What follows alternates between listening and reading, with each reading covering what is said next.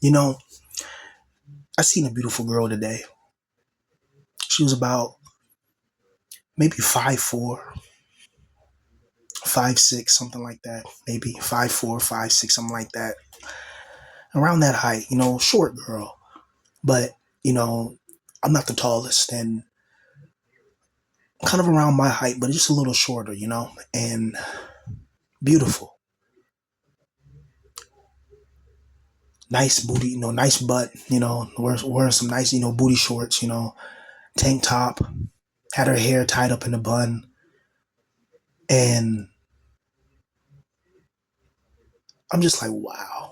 She was absolutely like, those girls you see randomly to kind of leave you breathless or leave you like stunned for a second. You're like, damn, she's beautiful. Like those type of girls. And it's like, I know somebody's hitting it from the back and making that natty smack, but it's not me, unfortunately. And this world is full of things like that, things that you can see and that you really want, and hell, that you probably, through all the hell that you've been through and all the pain and agony you've been through, you probably deserve, honestly. A lot of us, we do deserve to be wealthy. We do deserve to be healthy. We do deserve to be in prominent and dominant positions of power, wealth, and influence. But the way this world functions is it's not based on talent. It's based on who you know. It's based on what you can provide for other people. As a man, you're going to notice that your utility or your importance to people is determined by what you can do for them. If you can't do anything for nobody, if you can't help out, if you can't do nothing, then people look at you as a liability. As a man, you can't just be. You have to always be constantly improving and constantly earning money and constantly figuring out ways how to earn money, how to make money, and how to keep on making more money and how to keep on using that money to pretty much help other people. Like that's how they look at men. Modern day men are not looked at as individual human beings for the most part. They're looked at as a utility. What can this man do for me? What can this man provide for me? Because if you're a man, you could be providing for your family for 20, 25 years. You say you have a wife and you got 4 kids. And the minute you get laid off from your job, maybe your wife starts getting more annoyed with you, but before she was patient with you and understanding. But then now, you're not making as much money or you're not making any money anymore. Now she's quick to like your wife snaps at you, she's quick to snap at you, quick to disrespect you. Your kids don't even look like your kids start to do the same thing, start to raise their tone at you, even though you're the father. But because you don't have a job, like you kind of lose that dominance. And this is within families. People that would normally, when the money's coming in, the money's fluctuating to prosperity, everybody likes each other, everybody smiles, everybody wants to be around each other. But the second money is gone, then everybody shows their real colors. It's so crazy how the importance money plays on us. The something that's an artificially created construct that really doesn't exist in nature. It exists because humans want it to exist, or exists because, let's just say, certain non-entities want it to exist in order to control the humans, right? And money is something that you just can't get past. You're going to need money for everything. Like, you're going to need money for food. You're going to need money when you're sick. You're going to need money even when you pass away. You know, someone has to pay for the funeral and all that. And if you don't have enough money for that, then you get, just, turned to ashes. It's brutal. But we catch a glimpse of happiness in life and then it's gone. And just last week, I seen this one beautiful girl, she was wearing the summer dress and she was like riding a bicycle or whatever. But she was like riding a bicycle, but she had like, those little small dogs. She had like a small dog on a leash or whatever. And she was riding this bicycle or whatever. She seemed to be like, maybe like 23, something like that, early 20s, you know. And I was like, it would be cool to have a girlfriend like that, to go to the park. We ride our bikes in the park and we walk our dogs at the same time. Then we go out for lunch and maybe we go to the movies or, and things like that. Just like um, normal human companionship that you would have with somebody, right? That a lot of us, unfortunately, didn't really get that much experience because of whatever. Maybe our circumstances in life, maybe psychological issues and deteriorations and degradations, maybe different types of events in our life that totally just turned us into a hermit. There's a reason why people are, like the hikikomori culture or whatever, like people lying flat, people not want to participate in society. There's a reason why that culture is actually catching on and catching some attention. It's because people, you know, are fed up with life. They're fed up with this modern day system of constant oppression where it feels like something is taking control of your soul. How can you truly be yourself when you're surrounded by so much hostility? When everywhere you go, you're attacked, where everywhere you go, you're not welcome, you're not treated with respect or dignity, and people seem to have it out for you for no apparent reason. Like, what do you do about things like that, right? I think some of us truly are special. Like, we're not like other people, and you can tell. You know, you can just something about certain people. You like this person's just different, right? Like but in a good way, not like in a bad way, but in a way that's like interesting. Like this person's, and some of us, it's just because how we see the world, man. A lot of people see the world and they call it good. We see the world and we call it evil and wicked. Exactly what it is. But we're so honest. That hurts a lot of fake people. You got to understand, a lot of people in life are fake. A lot of people that you meet, a lot of people that you interact with, these people are fake. They're not real. They're not going to be real with you. They're not going to keep it real with you. Most people that you run into in real life, like in real life or whatever, pretty much has some sort of agenda. If people at your job just suddenly want to talk to you, and you never talked to people before, and there's always issues, and now they're trying to be nice towards you. There's an agenda. Keep your guard up. Keep your antenna up. Be smart. Be courteous and be respectful. When somebody comes to you nice, you match their energy. And somebody comes to you with some sense, and they're talking to you, and whatever, then you respond accordingly, right? And you know how the workplace is, the workplace politics, the fakery, and the small talk. Like they expect people to deal with that 8 hours. Doesn't that sound like torture? Doesn't it sound like torture to not want to be yourself and to have to do things that are just not within your reasoning in order for you to eat, right? It just seems like humans have been domesticated over the centuries. And you can tell because humans have been getting more weaker and weaker and weaker. Like there's no real men of old. There's no Vikings. There's no Mongols. There's no mighty medieval knights. There's no Roman soldiers. There's no Julius Caesar's 10th Legion, right? There's no Alexander the Great's army. Like there's like it's it's just like this a digital cyber hell, and eventually it's going to cause a massive cyber psychosis. Like if you guys ever play Cyberpunk, 2077, and I may actually do the I think there's a DLC. I think it's what Phantom Liberty. I want to play that, but it's kind of expensive. I ain't try, you know what I mean? Like what I mean? It's like I'm in survival mode, so But yeah, it cyber psychosis. It's going to be a mass like revolt of this stuff eventually. Like right now, so many people are interested in artificial intelligence integration. They see like these robots, and they show you robots that like trip and fall, and they look clumsy and whimsical, and people are like, "Oh wow, these robots are so cute." And I'm like, they're getting you used to seeing robots and stuff because that's going to be your next police force. That's going to be your next system of oppression.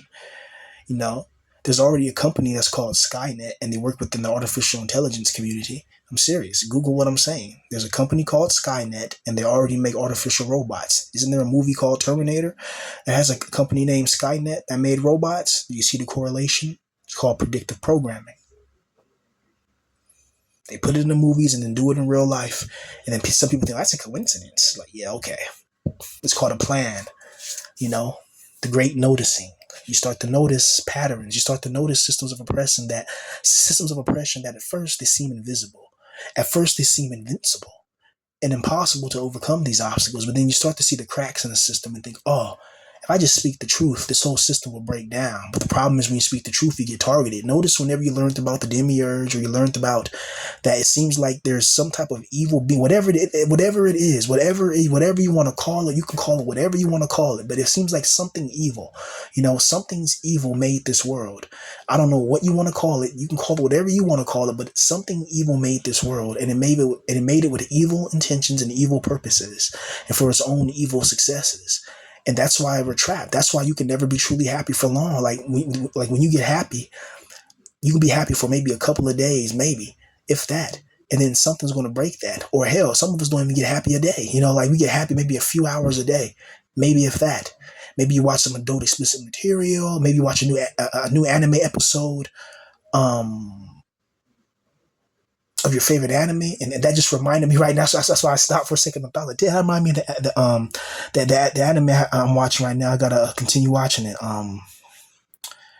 Yeah, but I think it's called transform into a slime or whatever. Like I've been watching it since the first season. I'm watching the whole thing, but it's with Ryu. He becomes a demon lord. He makes a city, and the last episode I watched was like that one Illuminati girl was trying to like overthrow him or whatever. And then they had a final battle. Like, yeah, it was cool. But yeah, anyway,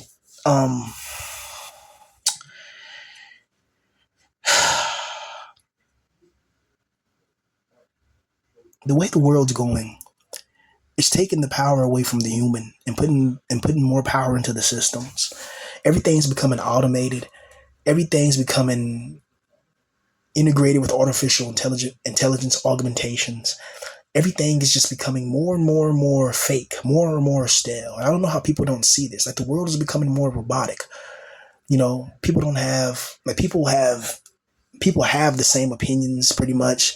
They have the same ways of thinking, the same mindsets. Like if you go to Minnesota, you go to Nebraska, you go to Michigan, you go like people like, there's different states or whatever, different areas, but then it's like people will have the same type of mindset, especially about certain things when it comes political or when it comes to cultural definitions. People will have certain mindsets, and these mindsets, they proliferate in different areas. And so this is why we have so many NPCs, why so many people think that, certain things like, government systems are really there to help people. And we all know the truth to that. We all know that these systems rob us of our joy. They rob us of our time. They rob us of our lives. How do we expect to really evolve in this world when we don't even have time for ourselves? We don't have time. If you have family, you don't have time even for your significant other. If you don't have enough money, you don't have time for your hobbies hardly. Like the only times when you're off work and a couple of hours in between, and then video games don't feel the same as they used to. Like, have you guys heard about Grand Theft Auto 6? How like the $100 plus edition is not going to even have a disc. It's like, this is what I was telling people years ago, and people were calling me a conspiracy theorist. I was like, bro, we don't own the video games. What are you talking about, bro? I just paid $70 for this game. It's mine. It's mine. I was like, no, read the license. Read what you're agreeing to. Read it. It says you don't buy games. You only buy a license to play it. So that means that they can end it any time. And I think Sony just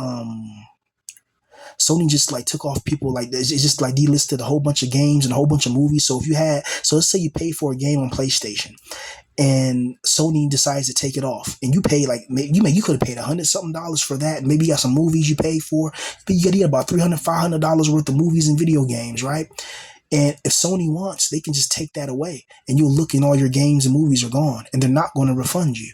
I think it happened to people not too long ago, and to me, that's like, wow, and then like, I remember when gaming was just different, right? But for the Grand Theft Auto situation, it's ridiculous. It's like, so shouldn't games be cheaper if we're just renting licenses and it's just digital and we don't really own them like that? Shouldn't games be about $25 then, maybe $30, $35, under $40? These companies are so greedy, and I think video gaming is a part of the loose farming as well, because the way games are designed nowadays, they're designed to piss you off. They're not Games today are not designed to give you fun. They're designed to piss you off, if you notice. Games back in my days, they were designed from the ground up to be fun because it was made by real passionate game developers. The game developers today, they bring their cultural or they bring their specific political perspectives into the game creation, and it's like, no. When you create a fantasy world, create a fantasy world. I don't want to, I don't want to. There's certain things that we can leave in our real world, and certain things that belong in video games and certain things that belong into the real world that can be analyzed by the quote unquote experts, right? But I think a lot of these games fails because they're not being made by real gamers, they're being made by people that are pretenders. I remember I grew up in the days where being a gamer, people called you a loser. Like the equivalency of being a gamer was being a loser. And there weren't that many girl gamers. There wasn't all these pretty girl gamers you see now. Nowadays you see all these girls playing video games. I'm a girl gamer.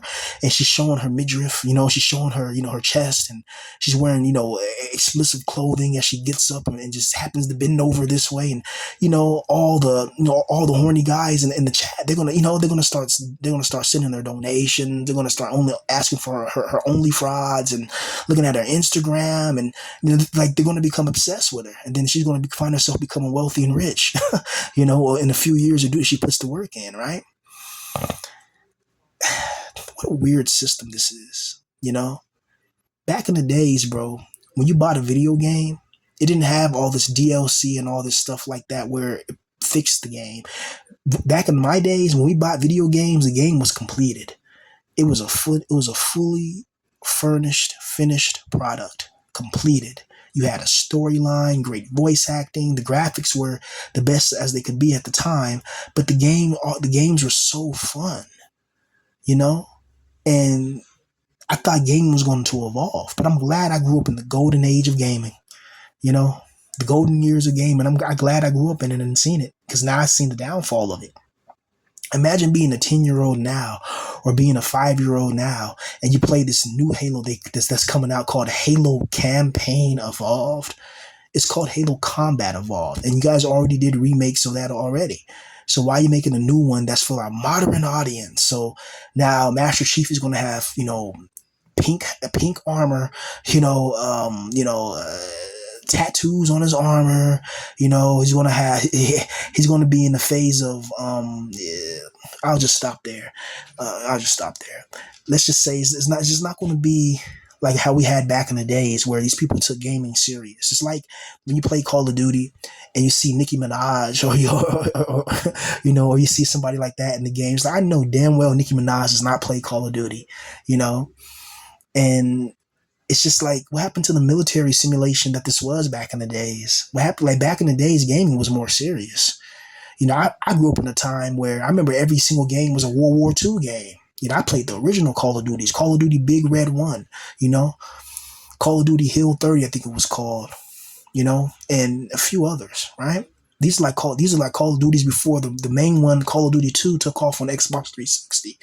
I think that was the Call of Duty that put all the Call of Duties on the map was when Xbox 360 first came out, it was Call of Duty 2, and that one made Call of Duty blow up, but then it really got big when Call of Duty 4 came out. When Call of Duty Modern Warfare 4 came out, that put Call of Duty on the map for real. It became a star. Call of Duty 2 put it on the map a little bit, because it was Call of Duty's always been on the map, right?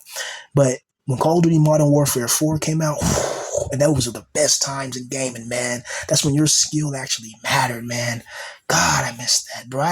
It's so many people I think about now that I was cool with. I'm talking about like over 30 different people, over the years of me gaming. Probably even more than that, really, because it's just people I forgot. It's people that I don't even remember, but I have to really think about it. I got to go on my original Xbox Live account and look, because I had so many friends on Xbox Live because I was a part of different clans and stuff. Oh, my God. Game battles. Man, I did that for Call of Duty, Halo, Gears of War. Man, I'm thinking about it now. It brings back so much memories that make me smile, because I had some people on there that genuinely that I considered friends, even though we at the time we didn't we were on Xbox Live, but But then there's people, but a lot of people they're local because I played a lot of people on my football team as well at the time. But yeah, even just thinking about that brings some cool memories because like there was some cool people. But now on Xbox Live and stuff, you got to be quiet. Like Call of Duty, like they monitor your talking and they can give you a chat ban. I don't even talk on Xbox Live now. Like gaming got so corporate. That's what happens when things become corporate. You know, like even now in these spaces, like these are like we're usually real people talking about our problems and our issues, but then certain people will be like people will rather listen to this person talk about their issues, and then this person they don't like them just because they don't like them. Like people got the even in this space, you have people that have their favorites. People have their favorite content creator, I guess, and it's like it's like it's crazy calling it content because it's like we're just talking about issues of men, of lonely men, and in the modern age. That's pretty much what we're talking about. A lot of us, the issues we face in these positions when you're not rich, you're just an average day Joe, and you're trying to just make it through, and the world's against you, right? And how hard it is to find love, how hard it is to find a virtuous cause in a world that has no virtue, in a world that has no morals, in a world that has no honor. There's no honor among thieves, and there's no rules amongst killers, not at all, and we're in a nation that's filled with both. It's brutal, the way this world is implemented. Damn, I wish I can go back in time. I wish I had me a time machine or something like that. Um, because I would love to go back in time and try to change some things, but I bet the damn demiurge just knows that it's gonna make me. It's gonna make it so it can't change, unchangeable. Just to try to screw me over. It's crazy. It's crazy the links the demiurge would go to try to stop you and to try to whatever. It's weird, man. It's like, why does this feel like we're being punished for existing? Why does it feel like something is punishing us just to be alive? Like just look around. Like just look around your whatever area you're in. If you're in your room, if you're in your car, wherever you're at, just look around and you tell me, is this heaven? You tell me, is this the epitome of holiness? And some people say, oh, because it's a fallen world. I had somebody tell me, oh, the reason why the world's this way is because of Satan, because it's a fallen world. I was like, yeah, did you know Yaldabaoth, he threw Satan on the earth on purpose. It wasn't an accident. He could have threw Satan in another dimension, but he put him on the earth on purpose because the earth is a prison. Think about it. We're in the same prison as the devil, and the devil is the one that waged a war against the demiurge, against Yaldabaoth. Satan waged a war in heaven, supposedly, and the demiurge won. And then what does this God do? He throws the devil on the same planet as us, which means we're in the same prison as the devil. And you guys still can't see how this God is evil and wicked because you're scared he's going to send you to hell. You see, the fact that this God is ruling you with fear and intimidation should tell you everything, you should know. A good God will never come to you like this. A good God would love you, would encourage you, would bless you, would prosper you, would make sure you're not working at some job you don't like.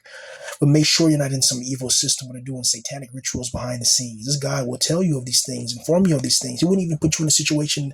A good God would never even created this.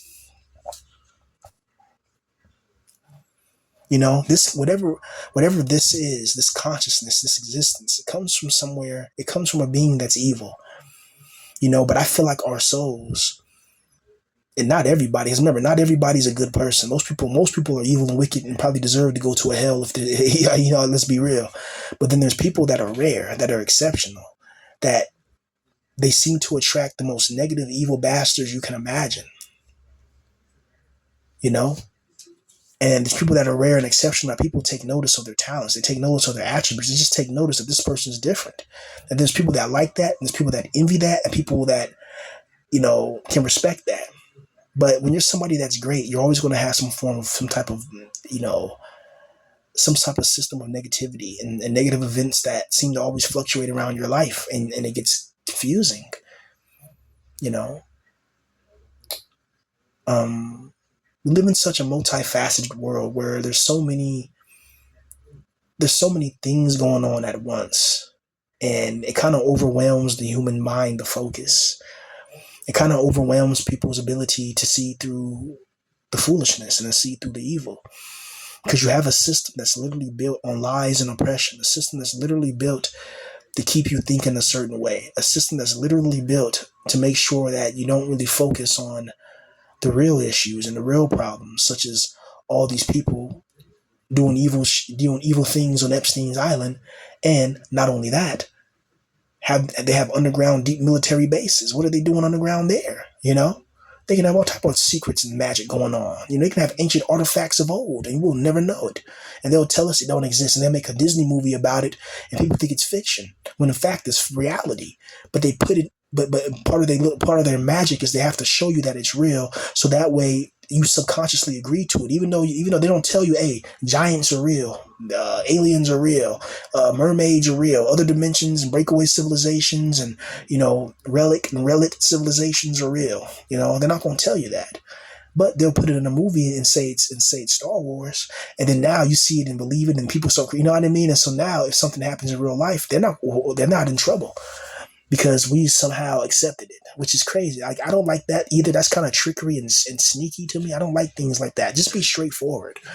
I don't like people using deception, people trying to creep around. Like, I never been I never liked things like that. That's what I'm saying. And the way this God operates is this God never just comes out the sky and tells us what's going on. That's a huge red flag if a God thinks that it's so great that it can't even talk to you, that this God can end all the wars and all the problems right now.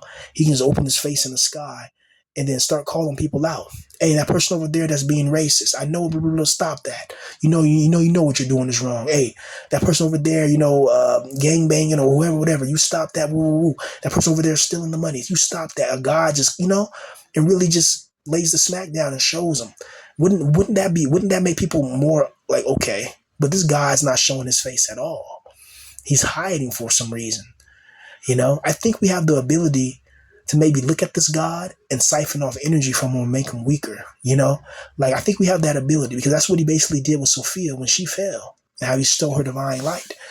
I think this God knows that, so he makes it so we can't see him. And they say when a man sees the Lord, he starts to melt. And no man has ever seen the Lord, but then they go and describe him. So it's interesting, right? It's, what the hell are we in? What are we even in? Why does it feel like our bodies feel like a prison, right?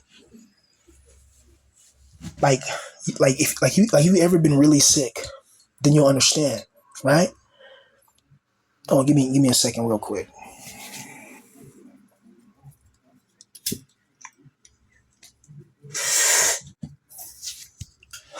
Yeah, so this world feels like a damn prison. This whole